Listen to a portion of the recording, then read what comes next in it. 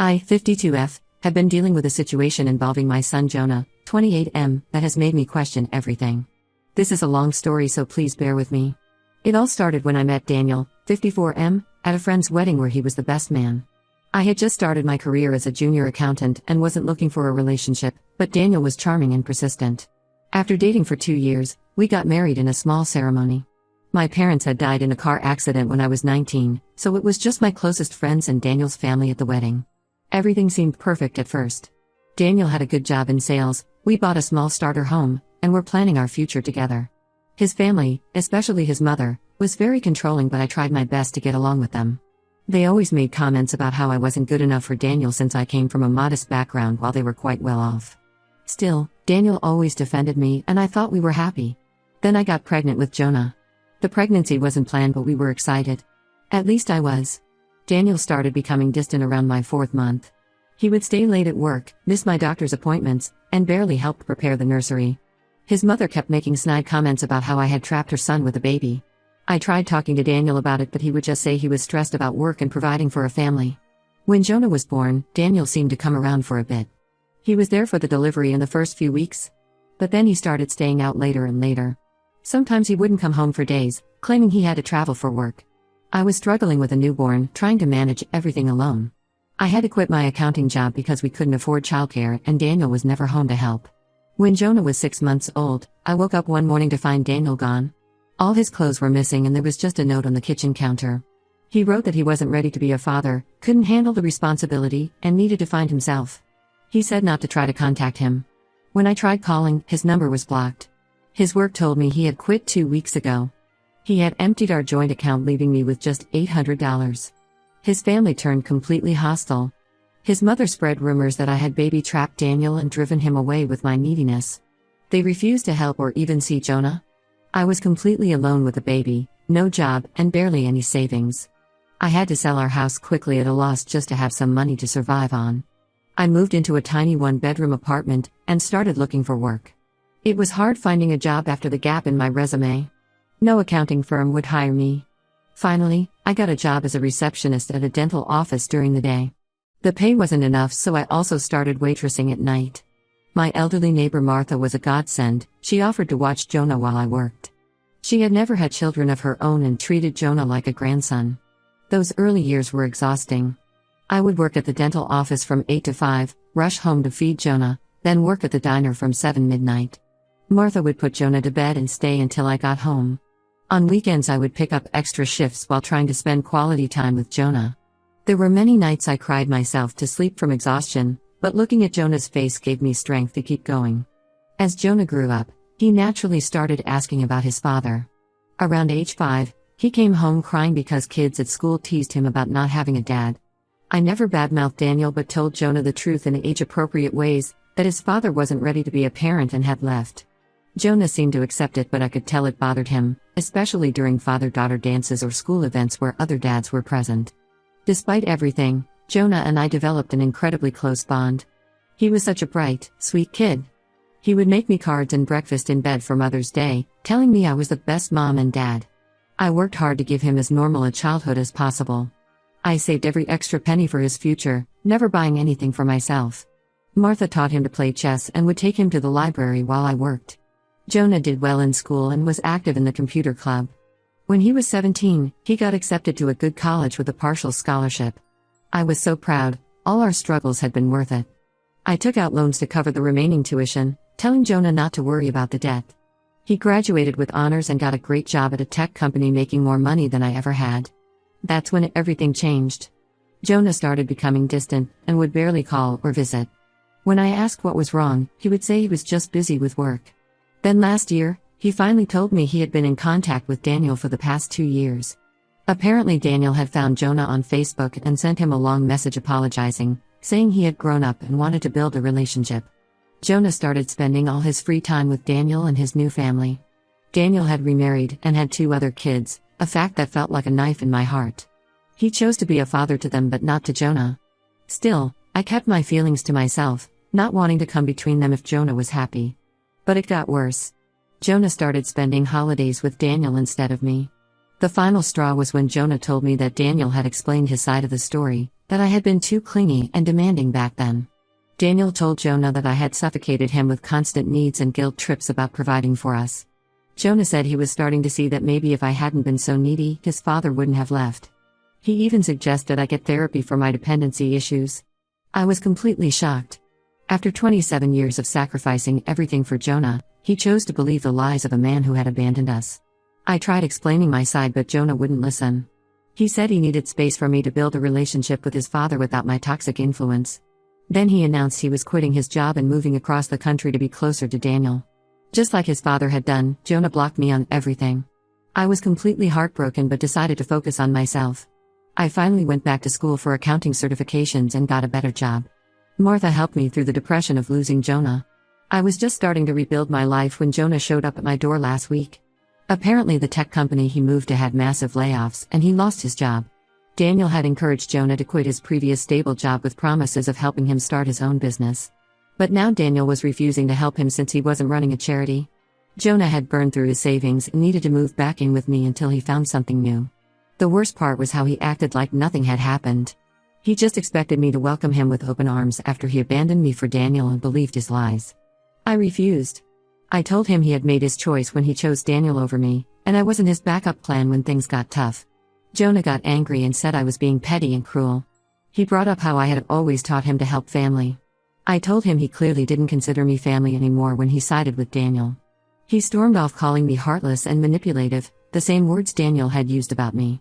Some mutual friends are saying I'm being too harsh and should help my son since he's going through a hard time. But I spent 27 years of my life dedicated to Jonah only for him to throw me away for the man who abandoned us. Now he only wants me when he needs something. Ida for refusing to help him? Update 1. Things have gotten way more complicated since my last post. The situation with Jonah has snowballed into something I never expected. After Jonah stormed off that day, he apparently started telling everyone his version of events. Several of my co-workers and old friends reached out to say Jonah had contacted them. He was painting me as a bitter, controlling mother who couldn't handle him having a relationship with his father. He told them I was trying to punish him for daring to get close to Daniel. One of my oldest friends, Sarah, called me in tears.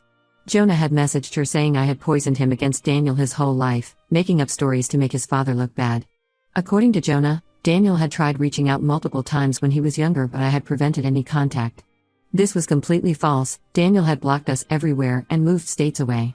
But Jonah was convinced I was the villain in this story. Several family friends started messaging me saying I should forgive Jonah since he's still young and was probably being manipulated by Daniel. Some suggested I should be grateful Jonah wanted a relationship with his father at all, saying it was better late than never. These were the same people who had seen me struggle as a single mom, who knew how Daniel had abandoned us. Their sudden change in attitude hurt almost as much as Jonah's betrayal. I was trying to process all this when Martha called me last week. Martha is 82 now but still sharp as ever. She was very upset, her voice shaking as she told me about a visit Jonah had paid her a few months before he moved to be with Daniel. Apparently, he had shown up at her house asking questions about when he was a baby and about Daniel leaving us. Martha said she had been happy at first, thinking Jonah wanted to understand his history better. She told him everything, how devastated I was when Daniel left, how I would come home at midnight exhausted from working 2 jobs but still take time to rock Jonah to sleep. She told him about the times I had to choose between buying food and paying bills, how I would eat less so Jonah could have enough. Martha had helped where she could, but she was living on a small pension herself. Then Martha told him something I had kept secret all these years. When Jonah was 2 years old, Daniel had actually come back. It was a rainy night in October. He showed up at our apartment drunk. He was crying, saying he had made a huge mistake and missed us. He begged for another chance, promising to be the father Jonah deserved. I was young and still in love with him, so I let him stay. For 2 days, Daniel played with Jonah, bought him toys, and acted like the perfect father. He promised to pay back all the child support he owed and help us move to a better apartment. I had been saving every extra dollar I made for 3 years, putting aside $3,000 for Jonah's future. It wasn't much, but it represented countless extra shifts and skipped meals. Daniel saw me counting it one night when I was planning to open a college fund for Jonah. The 3rd morning, I woke up to find Daniel gone again. This time he had taken all the money with him. He left another note saying he was sorry but he needed it for a fresh start. I was too ashamed to tell anyone what had happened. I filed a police report but they said it would be hard to prove since I had willingly let him into our home. I worked even harder to rebuild our savings, picking up extra weekend shifts while Martha watched Jonah. When Martha told Jonah this story, his reaction shocked her. He accused her of lying to make his father look bad. He said Daniel had already warned him that people would try to turn him against his father with fake stories. He told Martha she should be ashamed of herself for making up lies about a man she barely knew. Martha was deeply hurt. She had helped raise Jonah for years, treating him like the grandson she never had. Now he was calling her a liar to defend a man who had abandoned him. I was furious when I heard this. Daniel wasn't content just poisoning Jonah against me, he was making Jonah doubt everyone who had actually been there for him his whole life. Martha was in tears telling me this, saying she felt like she had lost her grandson. She kept apologizing for telling me, saying she didn't want to add to my pain but felt I should know. That's when I decided to do something I should have done years ago. After Daniel stole our savings, I had filed a police report. I also had letters from Daniel's first wife warning me about him. She had reached out after seeing our wedding announcement in the local paper. She warned me that Daniel had done the same thing to her, leaving her and their daughter, taking their savings. I had ignored her warning, thinking Daniel had changed. I kept these documents all these years, hidden away in an old box because looking at them was too painful. I spent hours digging through my storage unit until I found everything. The police report detailed the theft of the savings. The letters from Daniel's first wife described his pattern of behavior, the charm, the promises, the sudden changes, the theft, the abandonment. There were also some bounced child support checks from when I had briefly tried to get Daniel to help support Jonah. I scanned everything and emailed it all to Jonah with no message attached. Let the documents speak for themselves. He hasn't responded directly to me, but Martha called yesterday to tell me Jonah had come to see her. He broke down crying and apologized for calling her a liar. She said he seemed shaken by the evidence, finally seeing the truth about his father. I don't know what will happen next. Part of me hopes this will open Jonah's eyes to who Daniel really is. But another part is still so hurt that Jonah so easily believed the worst about me and Martha, while giving Daniel the benefit of every doubt. Trust, once broken, is hard to rebuild. I'm trying to stay strong and focus on healing myself, whatever Jonah decides to do next. Update 2: I wasn't planning to post again, but something major happened that I need to get off my chest. 2 weeks ago, I received a call from a number I didn't recognize. It was Jonah's girlfriend Jenna, 26F, someone I had never met since Jonah cut contact before introducing us. She sounded hesitant but said she felt I deserved to know what was really going on with Jonah. According to Jenna, she met Jonah 6 months ago through work, right after he moved to be closer to Daniel. She said Jonah was different then, confident and excited about starting fresh near his father. Daniel had convinced Jonah that he could help him start his own tech consulting business. Jonah had been doing well at his previous job, but Daniel said he was wasting his potential working for others. Jenna told me how Daniel would take Jonah to fancy restaurants and business meetings, introducing him as his successful son. He promised to connect Jonah with his high-level business contacts and convinced Jonah that with Daniel's connections and Jonah's tech skills, they could build something amazing. Jonah was so eager to make up for lost time with his father that he believed everything. When Jonah received his year-end bonus of $50,000 from his old job, Daniel suggested he invested in their joint venture. Jonah agreed without hesitation. Then Daniel convinced him to cash out his 401k, saying it was better to invest in their own business than let others manage his money. All told, Jonah handed over nearly $120,000 to Daniel. After seeing the police report and letters I sent, Jonah started having doubts. He tried asking Daniel for more details about their business plan and the contracts Daniel claimed to be negotiating. Daniel would get angry and accuse Jonah of not trusting him, saying he was acting just like me, always questioning and doubting.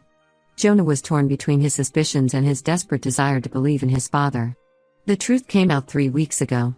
Jonah went to meet one of the supposed business contacts Daniel had mentioned. The man had no idea what Jonah was talking about. He knew Daniel from gambling at the casino where he worked. It turned out Daniel had a serious gambling problem and had used Jonah's money to pay off casino debts. There was no business, no contracts, no plans. It had all been a scam to get Jonah's money. Jenna said when Jonah confronted Daniel, things got ugly. Daniel dropped his caring father act completely. He told Jonah he was pathetic and desperate, just like me. When Jonah demanded his money back, Daniel laughed and said he should thank him for teaching him a valuable lesson about trust. Then he told Jonah not to contact him or his real family again. Just like that, he discarded Jonah for the second time.